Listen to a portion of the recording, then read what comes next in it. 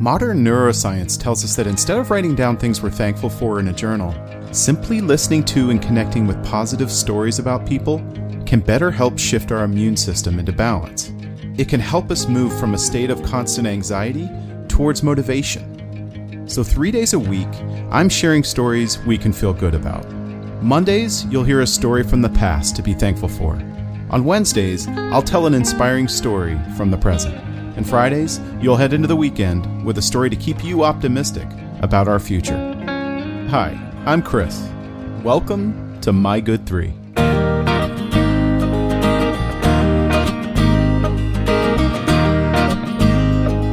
Okay, happy Friday.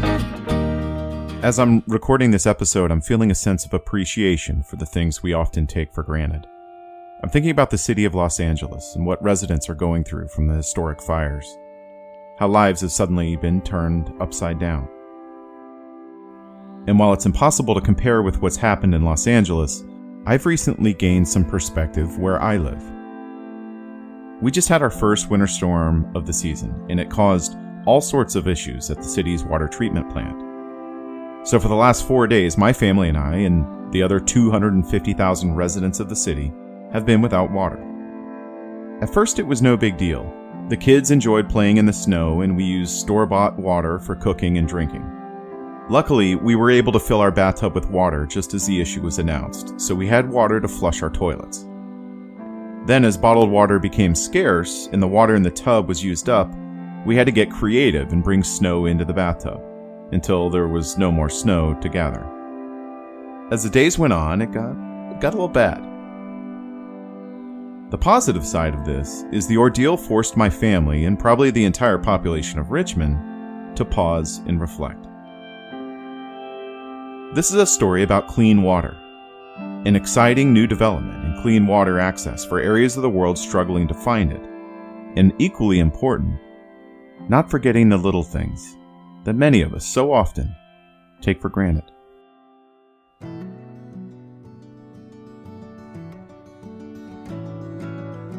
At the United Nations Summit back in 2015, world leaders adopted a set of 17 Sustainable Development Goals aimed at bringing the world together to increase prosperity and better protect the planet by the year 2030. Goal number 6 on their list was to ensure access to water and sanitation for all. Ambitious, I know, but as hockey player Wayne Gretzky famously said, you miss 100% of the shots you don't take. Well, the good news is, since 2015, the number of people worldwide with access to safe drinking water has increased from 69% to 73%. The bad news is, it's 2025. Not only that, but the demand for clean water keeps rising as the world's population increases, so it's a moving target when it comes to clean water production.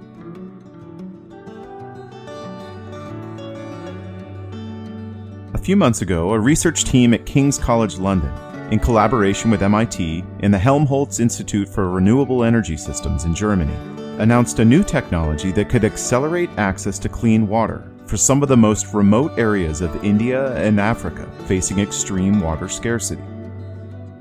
The problem in these areas is that because they're landlocked, their only access to water is groundwater, which is almost always brackish and undrinkable. Their invention is a solar-powered desalinator that takes groundwater and applies the process of electrodialysis to remove the salt, leaving fresh, drinkable water, free from contaminants that may carry waterborne diseases. The system is inexpensive, doesn't rely on access to an electrical grid, doesn't require batteries, and has zero emissions. The solar panels that power the unit are variable, so they adjust to the amount of sunlight automatically to produce a steady flow of water regardless of cloud coverage. Of the 1.6 billion people in the world who face water scarcity, 56% have access to groundwater that's undrinkable due to the saline content. So this system has enormous potential. But potential is one thing. They needed to see if this design worked.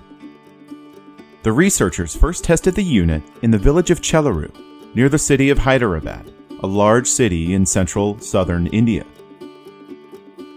They were able to produce enough clean drinking water for 3,000 people per day with a single unit. Once they proved it worked, they replicated the tests in other areas and experienced similar results. At this point, the team is soliciting funds from local governments and will commercialize the product to fund the technology, with the hopes of scaling the operation in the coming year. Of course, this is one solution, and it depends on access to groundwater. But this is a significant development, one that should accelerate the chances for the United Nations to achieve at least part of goal number 6, safe and affordable drinking water for all.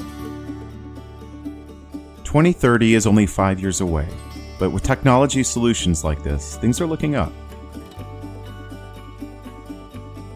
This holiday season, my family was lucky enough to receive just about everything we asked for from Santa.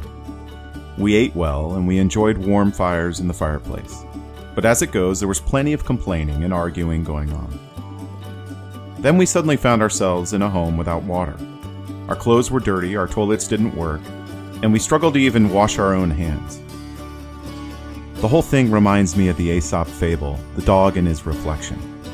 In the story, a dog with a fresh bone in his mouth from the butcher was happily rushing home when he crossed a footbridge and caught his own reflection. What he thought he saw was another dog carrying a much bigger bone than his own. Without thinking, he jumped into the water to get the bigger bone, only to find himself swimming over to the bank without anything to eat. And he realized how foolish he was not to appreciate what he had when he had it. The ordeal has allowed my family to have a good conversation about how lucky we are. It's easy to complain about the things we don't have when we're not paying attention to all the luxuries we're so accustomed to having sitting right in front of us. Now, over 4 painful days, our kids realize that clean drinking water at any temperature they wish, at their fingertips whenever they want, isn't something to ignore. It's amazing what a little bit of perspective can do.